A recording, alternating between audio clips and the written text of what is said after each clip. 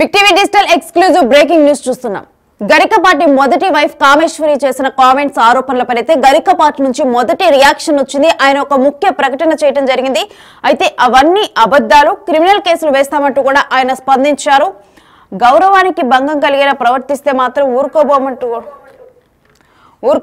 కూడా ప్రవర్తించేలా మాట్లాడితే మాత్రం ఊరుకోమంటూ ఇటు గరికపాటి టీం కూడా స్పందించడం జరిగింది. తప్పుడు ఆరోపణలు చేస్తే మాత్రం పరువు నష్టం కేసులు వేస్తామంటూ కూడా చెప్పారు. ఇక చట్టపరమైన చర్యలు తీసుకుంటామని హెచ్చరికలు జారీ చేశారు. గరికపాటిపై తీవ్ర ఆరోపణలు చేస్తున్న మొదటి భార్య కామేశ్వరి 25 ఏళ్ల తర్వాత మీడియా ముందుకు రావటంపై అయితే ప్రజెంట్ తీవ్ర ఆగ్రహాన్ని వ్యక్తం చేశారు. స్వార్థ ప్రయోజనాల కోసమే ఈ విధంగా చేశారంటూ కూడా మాట్లాడటం జరిగింది. ఇక గరికపాటి తన జీవితం నాశనం చేశారంటూ కామేశ్వరి కొన్ని కామెంట్స్ చేశారు. తన ఆస్తుల్ని లాక్కున్నారు అని కూడా ఆరోపణలు చేశారు. అయితే గరికపాటి జీవితంపై వ్యక్తిగత విమర్శలు చేశారు కామేశ్వరి. అయితే ప్రజెంట్ దీని మీద అయితే ఒక గరికపాటి నుంచి ముఖ్య ప్రకటన రావటం జరిగింది. మనం చూస్తున్నాము. 7వ తారీఖున ఈ ప్రకటన విడుదల చేశారు. పద్మశ్రీ పురస్కార గ్రహీత అయిన డాక్టర్ గరికపాటి నరసింహారావు గారిపై ఇటీవల కొందరు వ్యక్తులు కొన్ని యూట్యూబ్ ఛానల్స్ తప్పుడు ప్రచారం చేసి పరువు తీస్తున్నారు. ఈ దుష్ప్రచారం వారి కుటుంబ సభ్యులను, అభిమానులను చాలా కలత పెడుతోంది. వారు చేసిన ఆరోపణలన్నీ నిరాధారం, సత్య దూరం. అలానే కొన్ని వేరు సంఘటనలో గురువు గారు ఎవరికెవరికో చెప్పారు, క్షమాపణలు కూడా చెప్పారని, వారి గౌరవానికి భంగం కలిగే విధంగా ప్రచారం చేస్తున్నారు. అంతటితో ఆగకుండా వారి పారితోషికాలు, ఆస్తుల విషయంలో కూడా నిరాధార అసత్య ప్రచారం జరుగుతుంది. వీటన్నిటినీ మేము తీవ్రంగా ఖండిస్తున్నాం. ఈ విషయంలో ఇప్పటి వరకు వారిపై తప్పుడు ప్రచారం చేసిన యూట్యూబ్ ఛానల్ సంస్థలపై క్రిమినల్ కేసులు పెట్టడం, పరువు నష్టం దావాలు వేయటం జరుగుతుంది. కాబట్టి ఈ విషయాల్లో వ్యక్తులు కానీ, సామాజిక మాధ్యమాలు కానీ ఇకపై ఎటువంటి దుష్ప్రచారం చేసినా తగిన చట్టపరమైన చర్యలు తీసుకోబడతాయని గమనించగలరు. సో ఈ విధంగా కూడా ముఖ్య ప్రకటన గరికపాటి నుంచి కూడా రావటం జరిగింది. ఫస్ట్ రియాక్షన్ అయితే ఈ ఇష్యూలో కామేశ్వరి ఎప్పుడైతే గరికపాటి మొదటి భార్య కామేశ్వరి ఒక 30 మినిట్స్ వీడియోనైతే రిలీజ్ చేశారు సోషల్ మీడియా వేదికగా. అప్పటి నుంచి ఈ కాంట్రవర్సీ అనేది కూడా స్టార్ట్ అయింది. ఇక ఆ తర్వాత కూడా గరికపాటి గురించి కూడా చర్చలు ఇవన్నీ కూడా జరుగుతూ ఉన్నాయి. సో ప్రజెంట్ ఈ నేపథ్యంలోనైతే వాళ్ళు ముఖ్య ప్రకటన ఒకటి విడుదల చేశారు. అయితే ఇప్పుడు ట్విస్ట్ ఏంటంటే దీని మీద మరలా కూడా మొదటి భార్య కామేశ్వరి మాట్లాడటం జరిగింది. మరలా ఆమె రియాక్షన్ ఇచ్చారు. ఆమె ఏం మాట్లాడారు, ఆమె రియాక్షన్ ఏంటి, మరి గరికపాటి రియాక్షన్కి మొదటి భార్య కామేశ్వరి రియాక్షన్ ఏంటనేది ఇప్పుడు డిజిటల్ ఎక్స్క్లూజివ్లో చూద్దాం. నమస్కారం, నేను కామేశ్వరిని. ముందుగా పద్మావతి గారికి హృదయపూర్వకమైనటువంటి నమస్కారాలు తెలియజేస్తున్నానమ్మా. 40 ఏళ్ల క్రితం మా తోబుట్టువుల నుంచి ప్రేమ పొందాను. తర్వాత నాకు ప్రేమ దొరకలేదు. ఇవాళ నాకు సపోర్ట్గా మీరు మాట్లాడినటువంటి, నన్ను అర్థం చేసుకున్నటువంటి తర్వాత నాకు కొంచెం ఇది మంచి ఇది చెడు చెప్పేవాళ్ళు కూడా లేని ఈ పరిస్థితిలో మీరు కొంచెం మంచి చెడులు చెప్పటం, ఇవన్నీ కూడా నా హృదయాన్ని తాకి చాలా చాలా చాలా ఆనందం అయ్యాయి. ఈ ప్రేమతో దుఃఖం వస్తుంది. ఇప్పటికి 4 వీడియోలు నేను చేస్తున్నాను, డిలీట్ చేస్తున్నాను, మాట్లాడడానికి రావట్లేదు. ఎందుకంటే మీ మాటలు నా గుండెలో అలా అలా అలా అలా మెదులుతున్నాయి. అలాగే ప్రొఫెసర్ డాక్టర్ ముళ్ళపూడి సత్యనారాయణ గారికి కూడా హృదయపూర్వకమైనటువంటి నమస్కారాలు. అయ్యా, మీరు పెద్ద పెద్ద మాటలు ఉన్నారు, పాదాపి వందనాలు లాంటివి కాదండి. సరస్వతి పుత్రులు మీరు.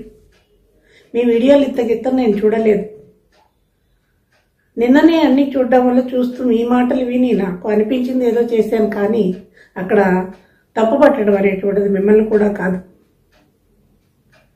అందువల్ల మీరు పెద్ద మాటలు, పాదాపి వందనాలు లాంటివి చెప్పకూడదు. ఎందుకంటే సరస్వతి మూర్తి భవించినటువంటి వ్యక్తులు మీరు.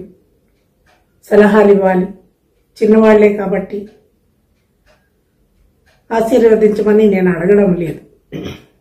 ఇంకా పద్మావతి గారితో చెప్పాలంటే, అమ్మా, అర్థం చేసుకున్నారు ఒక స్త్రీ హృదయాన్ని. అలాగే తప్పులు అటు ఇటు ఉన్నాయనేటువంటిది కూడా నిజం. జరిగిన విషయాల్లో చాలా చాలా చెప్పాలి. కానీ మీకు తెలియదు, ఆ వ్యక్తి ఒక లేడీ సైకో. ఒక స్త్రీ జీవితం నాది ఎలా నలిగిపోయింది అనేటువంటిది మిమ్మల్ని నేను పర్సనల్గా కలిసి చెప్తాను. మిమ్మల్ని ఒకసారి మా ఊరు తీసుకెళ్తాను, బోడపాడు అగ్రహారం తీసుకెళ్ళి వాళ్ళ ఇల్లు ఎక్కడుంది, మా ఇల్లు ఎక్కడుంది, అక్కడ జరిగినటువంటి సంఘటనలు అన్నీ కూడా తప్పకుండా నేను మిమ్మల్ని బోడపాడ అగ్రహారం తీసుకెళ్తాను. ఇంకొక మాట, గరికిపాటి ఎప్పటికీ వీడియోల ముందుకు వచ్చి మాట్లాడలేడు. ఘోరాతి ఘోరమైనటువంటి పరిస్థితులను నాకు తీసుకొచ్చి నా జీవితాన్ని నలిపేశాడు. అందుకే స్త్రీ సైకో అన్నాను. పైకి చెప్పేటువంటి ఈ సరస్వతి పుత్రుడిలో నీచాతి నీచమైనటువంటి భావనలు చాలా ఉన్నాయి.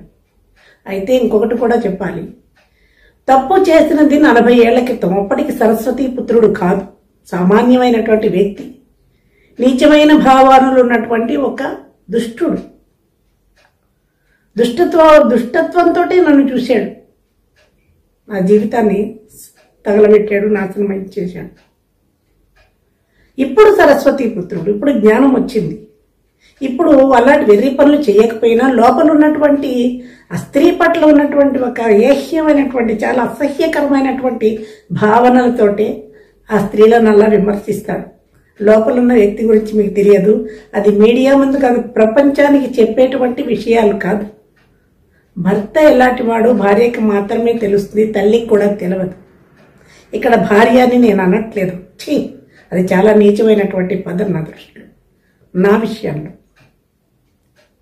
అక్కడ ఏం జరిగింది అనేటువంటిది సూక్ష్మంగానే చెప్తాను, లెంగ్తీగానే చెప్పాను. వ్యామోహంతో జరగలేదు అది. రావణాసురుడు సీతను ఎత్తుకెళ్ళాడు, తీసుకెళ్ళి రాక్షస స్త్రీలని కాపలా పెట్టాడు. ఎందుకు ఆమెను మనసును మార్చండి అని. సీతాదేవి అక్కడి నుంచి ఎక్కడికి పారిపోతుందండి? ఎక్కడికి తీసుకొచ్చాడో తెలియదు. ఎలా పెడుతుంది సీత? ఎక్కడికి పెడుతుంది? చుట్టూ రాక్షసులు ఉన్నారు కదా. నా పరిస్థితి అదే అయ్యింది. మీకు నిజాలు చెప్తున్నాను నేను. వరంగల్ జిల్లా నర్సంపేట తాలూకా ఖానాపురం నేతాజీ గురుకుల విద్యాలయం, ఇప్పటికీ అది రన్నింగ్. ఎవరికైనా డౌట్ ఉంటే వెళ్ళి చూడొచ్చు. అక్కడ పొలాల మధ్యలో స్నేహితులతో కలిసి ఈ దుష్టుడు ఒక స్కూల్ పెట్టాడు. ఇదే నేతాజీ గురుకుల విద్యాలయం. స్కూల్ రన్ చేస్తుంటే నాకు చిన్నప్పటి నుంచి ఇవి మా 18 పురాణాలు చదివేయడం చాలా గౌరవంగా ఉండేదాన్ని. గౌరవంగా మాట్లాడేదాన్ని, ఏమయ్యా ఏంటి అంటూ మాట్లాడేదాన్ని. వీళ్ళన్న చాలా అందమైనటువంటి వాడు, మా మామగారు చాలా అందమైనటువంటి వాడు. మా అత్తగారి రూపమే ఈ గరికిపాటికి వచ్చింది. ఆయనతో నా వివాహం అయింది, కానీ కుటుంబాల మధ్య విభేదాల వల్ల పెళ్ళైన 3వ రోజు నుంచే నన్ను పుట్టింటికి వెళ్ళనివ్వలేదు. మా ఇద్దరి మధ్య ఎప్పుడైనా గొడవ వస్తే మీ నాన్నది మా నాన్నదే అనుకోవడమే తప్పితే మా ఇద్దరి మధ్య గొడవలు లేవు. ఎందుకంటే మాది అన్యోన్యమైనటువంటి దాంపత్యం, మంచి జీవితం నాది. చాలా ఇష్టం ఉండేది. అందరూ మీ ఇద్దరిని చూసి చక్కటి జంటను ముచ్చటపడేటువంటి వాడు. అప్పటి నుంచి దుష్టమైనటువంటి కన్ను వేశాడు ఈ దరిద్రుడు. నేను ఖాళీగా ఉన్నాడు, ఉద్యోగం లేకుండా, మీ అన్న ఉద్యోగం ఇచ్చి చూడబోయా, నువ్వు స్కూల్ పెట్టావు కదా అని నా కర్మ కాలి అడిగాను. ఉద్యోగం ఇప్పిస్తానని తీసుకెళ్ళినటువంటి ఈ మనిషి అదే సమయానికి ఒక 4 రోజులు ఉద్యోగం చేస్తూ ఉండగా వీళ్ళన్నకి ఉద్యోగం విశాఖపట్నంలో వస్తే జాయిన్ అవ్వడానికి పెడుతుంటే నేను కూడా పెడతాను, నేను ఇక్కడ ఉన్నాను, వస్తానని ఆ మనిషిని పట్టుకుని ఏడిస్తే ఈ దుష్ట నీచాతి నీచుడు ఏమన్నాడు, ఇద్దరు ఒకసారి వెళ్ళిపోతే ఇక్కడ టీచర్లు తక్కువ అవుతారు, అది 5వ క్లాస్ ఉన్నటువంటి చిన్న స్కూలు, నా అవసరం లేదు. కానీ అన్నకి మాయ మాటలు చెప్పి నేను వారం రోజులు ఒక 10 రోజుల్లో చూసి నేను పంపిస్తాను, నువ్వు ఉంచు అంటే వేరే క్యాస్ట్ వాళ్ళైతే గుంజి లెంపమీ కొట్టి నా పెళ్ళం ఇక్కడ ఎందుకు ఉంటుందిరా అని పట్టుకెడతారండి. మేము బ్రాహ్మణం కదా. అటువంటి అది ఆ పొగరనండి, లేకపోతే ఆ ధైర్యం కానంటే అది లేదు. ఆ ధైర్యమైనటువంటి ఆలోచనలు వాళ్ళకి రావు. బ్రాహ్మడు తెలివైన వాడు కానీ భయిస్తుంది. పైగా ఈ అన్నగారికి తమ్ముడు పట్ల అపారమైనటువంటి నమ్మకం. తమ్ముడే కదా ఉన్నాడు వాడు, నీకెందుకు భయం, ఈ అడవి అయినా పర్వాలేదులే అని నాకు నచ్చ చెప్పి నన్ను వదిలేసి వెళ్ళిపోయాడు. కానీ కూడా తీసుకెళ్తే ఇంత బాధ ఉండకపోను. కానీ నా కర్మ అది కూడా. ఇప్పుడు సత్యనారాయణ గారు మొదలప్పుడు సత్యనారాయణ గారు చెప్పారు చూసారా, గత జన్మవేవో ఉంటాయి, ఆ కర్మలే నడిపిస్తాయి. ఈయన వెళ్ళిన 2వ రోజు నుంచే వీడు ప్రవచనాలు మొదలెట్టాడు నా దగ్గర. నేను తల్లితో సమానం ఏం మాట్లాడుతున్నామంటే అక్కడ జరిగిన వెర్షన్స్ ని పద్మావతి గారు పర్సనల్ గా చెప్తాను, వీడియోలో చెప్పలేదు. అక్కడ వ్యామోహంతో కూడినటువంటిది కాదు. ఎందుకు ఏం జరిగింది అనేది తర్వాత చెప్తాను. గతం అయిపోయిందండి. పాపమో పుణ్యమో, క్రితం జన్మ పాపాన్ని నేను కూడా అనుభవించబట్టే కదా ఈ జీవితం ఇలా అయింది.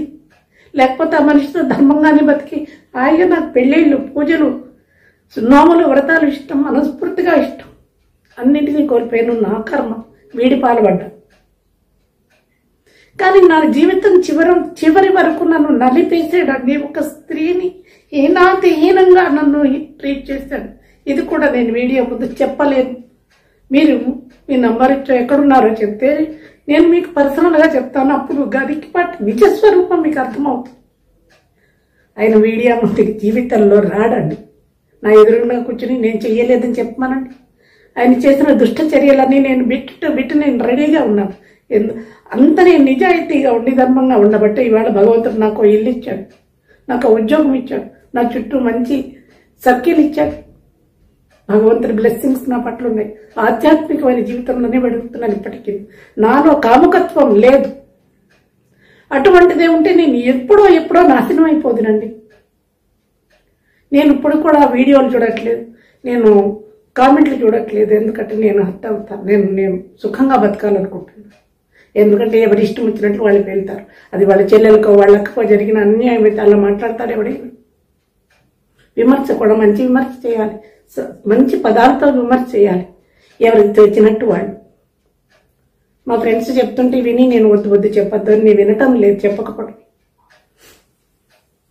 అటువంటి పరిస్థితుల్లో చాలా హీనం చేశాడు గరికపాటి నా జీవితాన్ని.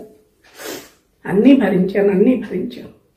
ఎక్కడ ఎంతవరకు అంటే పిల్లల్ని చూసుకుంటున్నాను, ఇంటి బాధ్యత లేకపోయినా, ప్రేమలు దోమలు నాకు మనిషి అంటే అసహ్యం, పరమాసహ్యం.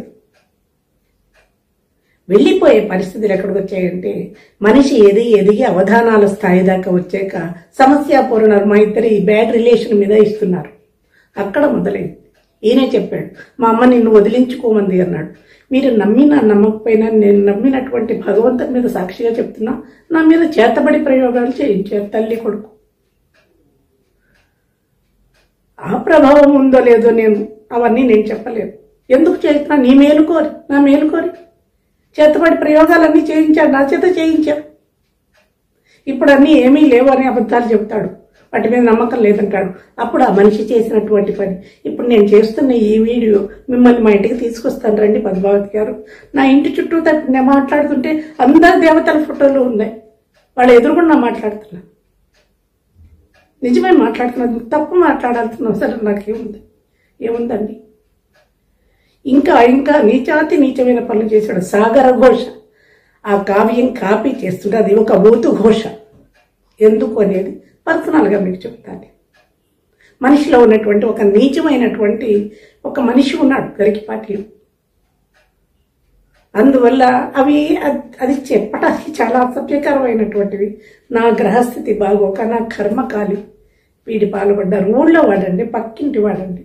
అరే సంప్రదాయమైన కుటుంబంలో పుట్టి పెరిగిన నేను ఇలా దగా చేయకూడదు అనుకున్నాడా? చేసేసాడు, అయిపోయిందండి. పిల్లలు ఇవన్నీ కూడా నిజమే.